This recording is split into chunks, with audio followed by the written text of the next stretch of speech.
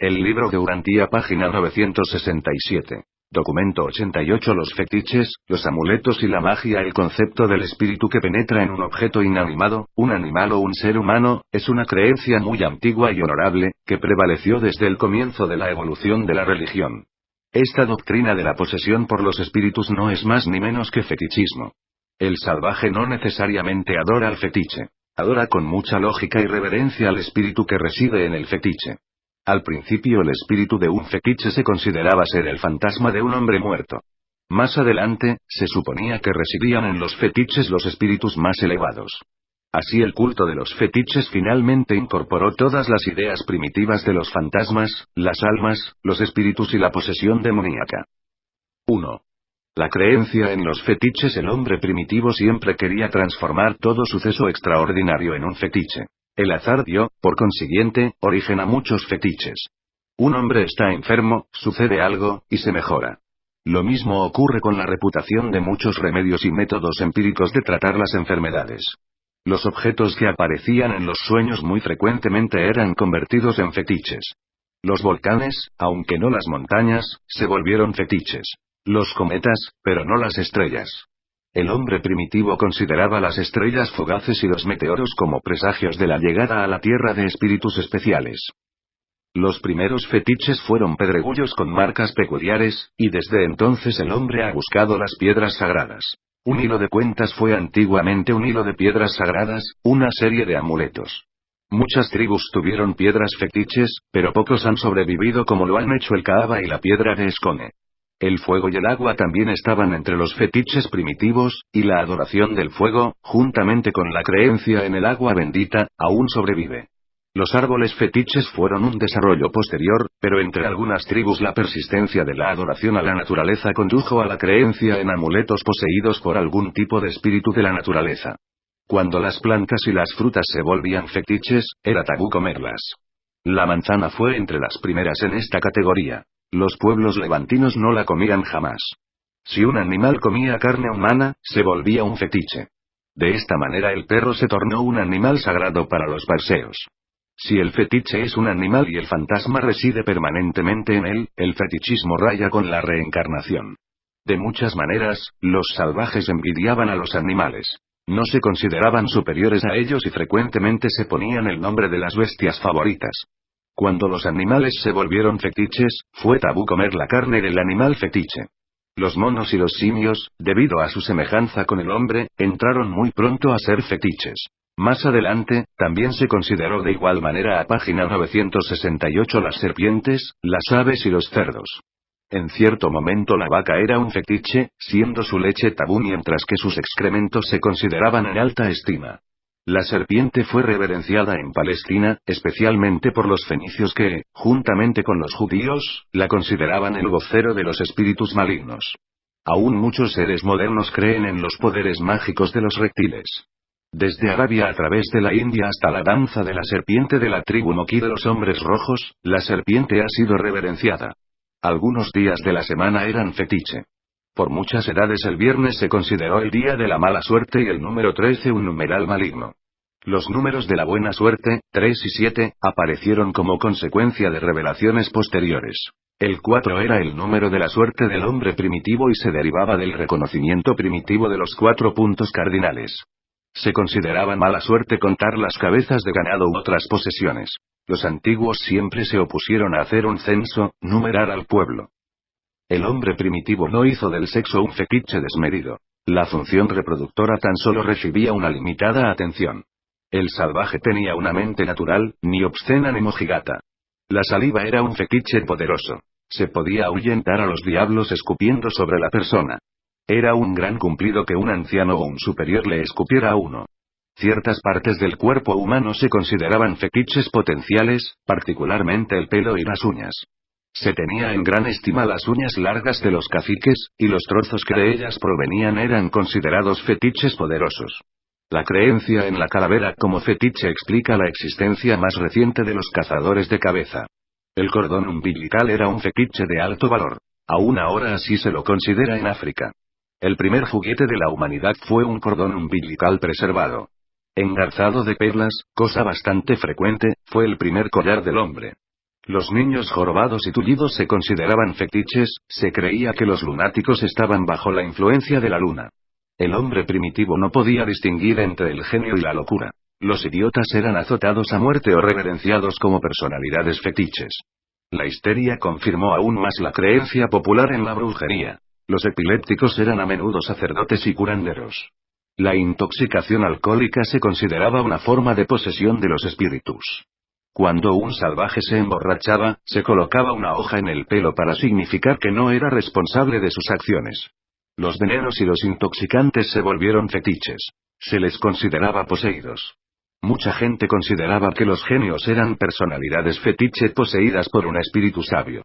Y estos seres humanos talentosos aprendieron pronto a usar el engaño y el soborno para fomentar sus propios intereses egoístas. Un hombre fetiche se consideraba más que humano. Era divino, aún infalible.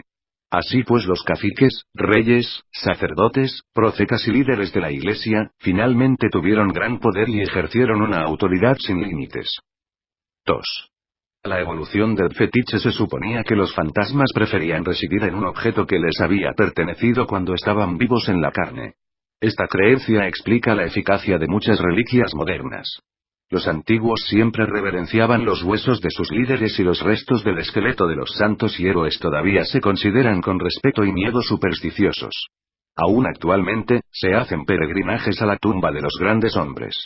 La creencia en las reliquias es una consecuencia del antiguo culto fetichista. Las reliquias de las religiones modernas representan un intento de racionalizar el fetiche del salvaje elevándolo así a una posición de dignidad y respetabilidad en los modernos sistemas religiosos. Es pagano creer en los fetiches y en la magia, pero parecería bien aceptar las reliquias y los milagros. Página 969. El fogón, la hornilla, se tornó más o menos un fetiche, un lugar sagrado. Los santuarios y templos fueron al principio sitios fetiches porque ahí se había enterrado a los muertos. La cabaña fetiche de los hebreos fue elevada por Moisés al lugar donde habitaba un superfetiche, el concepto por entonces existente de la ley de Dios. Pero los israelíes no abandonaron nunca la peculiar creencia canaanita en la piedra del altar. Y esta piedra que he puesto por señal será casa de Dios. Creían firmemente que el espíritu de su Dios moraba en estos altares de piedra, que en realidad eran fetiches. Las imágenes más primitivas se hicieron para preservar la apariencia y la memoria de los muertos ilustres.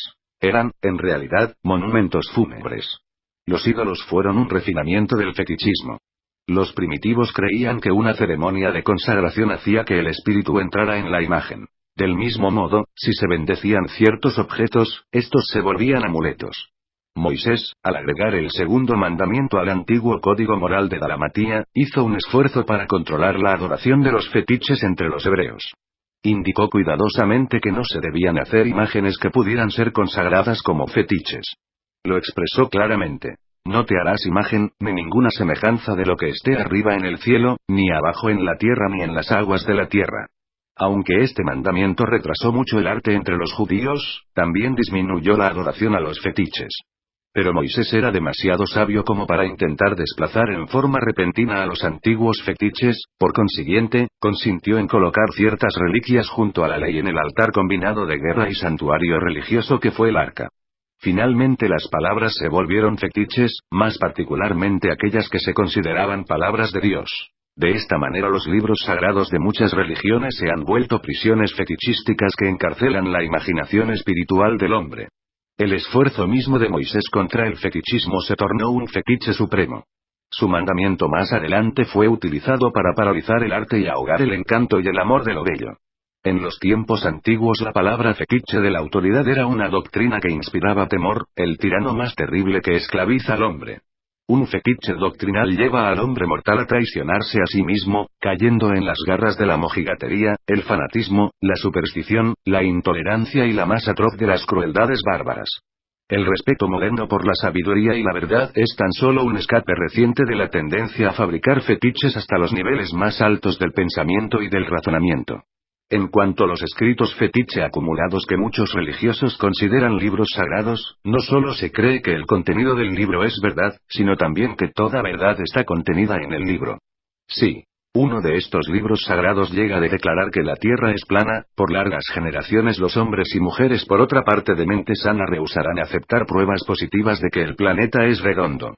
La práctica de abrir uno de estos libros sagrados y leer al azar un pasaje, para poder determinar importantes decisiones de vida o de proyectos, no es más ni menos que fetichismo descarado. Jurar sobre un libro sagrado o sobre algún objeto de veneración suprema es una forma de fetichismo refinado. Pero representa un real progreso evolutivo el avance del temor fetichista de las uñas del cacique salvaje a la adoración de una espléndida colección de cartas, leyes, leyendas, alegorías, mitos, poemas y crónicas que, después de todo, reflejan la selección de la sabiduría moral de muchos siglos, por lo menos hasta el momento y acontecimiento en que se los reúne en un libro sagrado. Página 970. Las palabras, para volverse fetiches, deben ser consideradas inspiradas, y la invocación de los escritos supuestamente inspirados por la divinidad condujo directamente al establecimiento de la autoridad de la Iglesia, mientras que la evolución de las formas civiles, condujo al florecimiento de la autoridad del Estado. 3. El totemismo. El fetichismo impregnó todos los cultos primitivos, desde la creencia más antigua en las piedras sagradas, a través de la idolatría, el canibalismo y la adoración de la naturaleza, hasta el totemismo. El totemismo es una combinación de observancias sociales y religiosas. Originalmente se creía que el respeto por el animal totémico de supuesto origen biológico aseguraba el abastecimiento de alimentos. Los tótemes eran al mismo tiempo símbolos del grupo y de su dios. Dicho dios era el clan personificado. El totemismo fue una fase en el intento de socializar una religión que por lo demás era personal. El tótem finalmente evolucionó transformándose en la bandera o símbolo nacional de los distintos pueblos modernos. Una bolsa fetiche, o bolsa médica, era una cartera que contenía una selección considerable de artículos impregnados por los fantasmas, y el curandero de la antigüedad no permitía jamás que su bolsa, símbolo de su poder, tocara el piso. Los pueblos civilizados del siglo XX se aseguran de que sus banderas, emblemas de la conciencia nacional, del mismo modo jamás toquen el piso.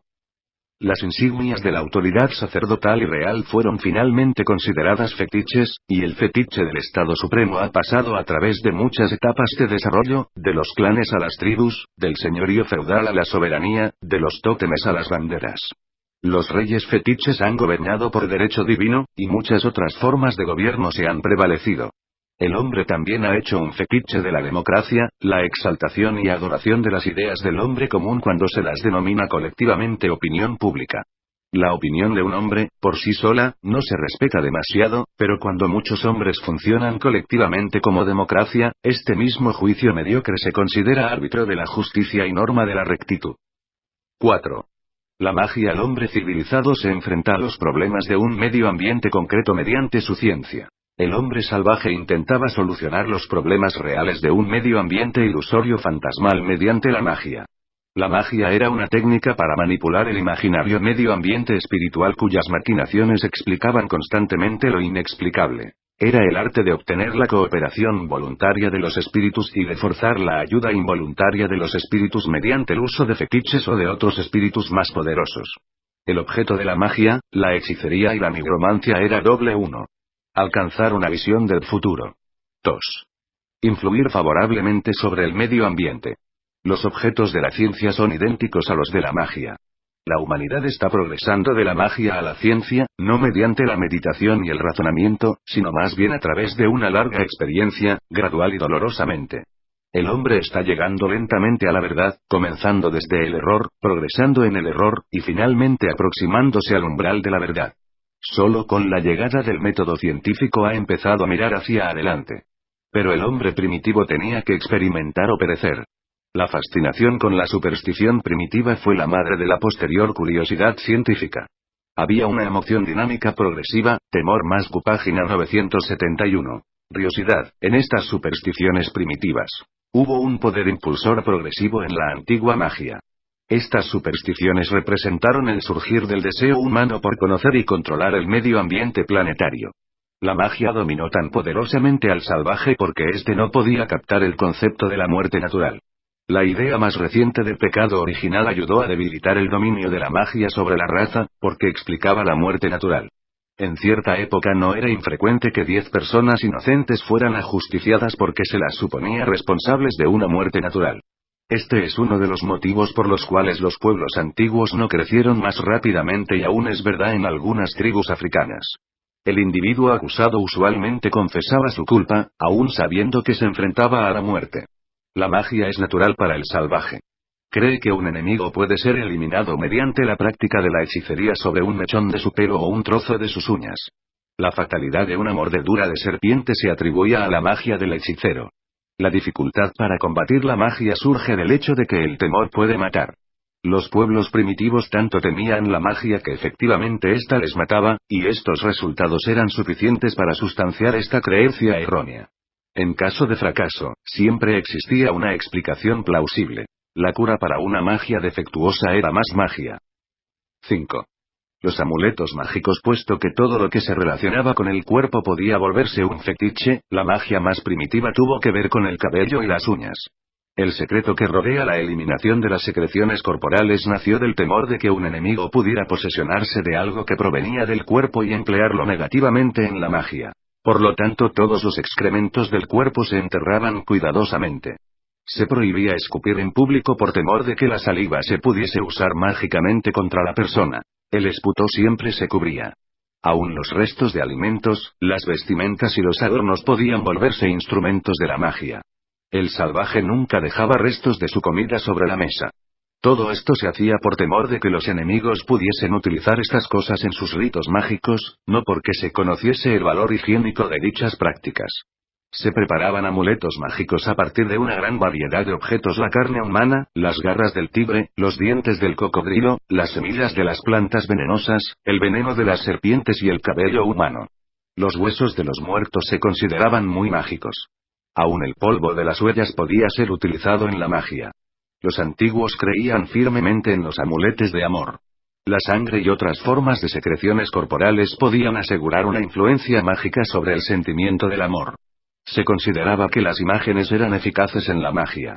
Se preparaban efigies y al tratárselas bien o mal, los mismos efectos, según se creía, recaían sobre la persona real. Al hacer adquisiciones, las personas supersticiosas masticaban un trozo de madera dura para ablandar el corazón del vendedor. La leche de una vaca negra era altamente mágica. Así también lo eran los gatos negros. La vara o cetro era mágica, así como también los tambores, campanas y nudos. Todos los objetos antiguos eran amuletos mágicos. Las prácticas de una civilización nueva o más elevada se consideraban con desaprobación debido a su supuesta naturaleza mágica maligna. Así fueron consideradas la escritura, la imprenta y la pintura durante mucho tiempo. El hombre primitivo creía que los nombres debían ser tratados con respeto, especialmente los nombres de los dioses. El nombre se consideraba una entidad, una influencia distinta a la de la personalidad física. Se la ponía al mismo nivel que el alma y la sombra.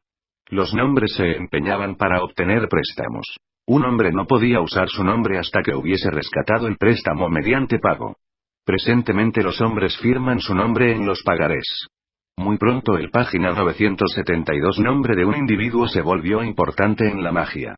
El salvaje tenía dos nombres. El nombre importante se consideraba demasiado sagrado como para utilizarlo en ocasiones comunes, por consiguiente existía el segundo nombre o el de todos los días, un sobrenombre. Él nunca pronunciaba su nombre verdadero ante extraños. Toda experiencia de naturaleza poco común le estimulaba a cambiarse el nombre. A veces era para curar una enfermedad o detener la mala suerte. El salvaje podía conseguir un nuevo nombre comprándoselo al cacique tribal. Aún ahora los hombres invierten en títulos y diplomas. Pero entre las tribus más primitivas, tales como los bosquimanos africanos, no existen nombres individuales. 6. La práctica de la magia. La magia se practicó con el uso de las varas, los ritos de la medicina y los encantamientos, y se acostumbraba que el que la practicase trabajara desnudo. Había más mujeres que hombres entre los magos primitivos. En magia, la palabra medicina significa misterio, no tratamiento. El salvaje nunca se curaba a sí mismo. No usaba nunca remedios excepto por consejo de los especialistas en magia. Y los curanderos vudú del siglo XX son iguales a los magos antiguos. Había una fase pública y una privada en la magia. La magia celebrada por el curandero, chamán o sacerdote era, según se suponía, buena para toda la tribu. Los brujos, hechiceros y magos dispensaban magia privada, personal y egoísta que se empleaba como método coercitivo para desencadenar el mal sobre los propios enemigos. El concepto de espiritismo dual, espíritus buenos y malos, originó las creencias más recientes en la magia blanca y negra. A medida que la religión evolucionaba, magia fue el término aplicado a las operaciones espirituales fuera del culto propio, y también se la refería a creencias más antiguas sobre los fantasmas. Las combinaciones de palabras, el rito de los cantos y de los encantamientos, eran altamente mágicas. Algunos encantamientos primitivos evolucionaron finalmente en oraciones. En cierto punto, se practicó la magia imitativa. Las oraciones se representaban. Las danzas mágicas no fueron sino oraciones llevadas a la expresión teatral. La oración gradualmente desplazó a la magia, como el asociado del sacrificio. Los gestos, siendo más antiguos que el habla, eran más sagrados y mágicos, y la mímica era considerada de fuerte poder mágico. Los hombres rojos frecuentemente representaban el baile del búfalo, en el cual uno de entre ellos interpretaba el papel del búfalo y, al dejarse capturar, aseguraba el éxito de la caza futura. Las festividades sexuales del día de mayo eran simplemente magia imitativa, un llamado sugestivo a las pasiones sexuales del mundo vegetal. Las esposas estériles emplearon por primera vez las muñecas como talismán mágico.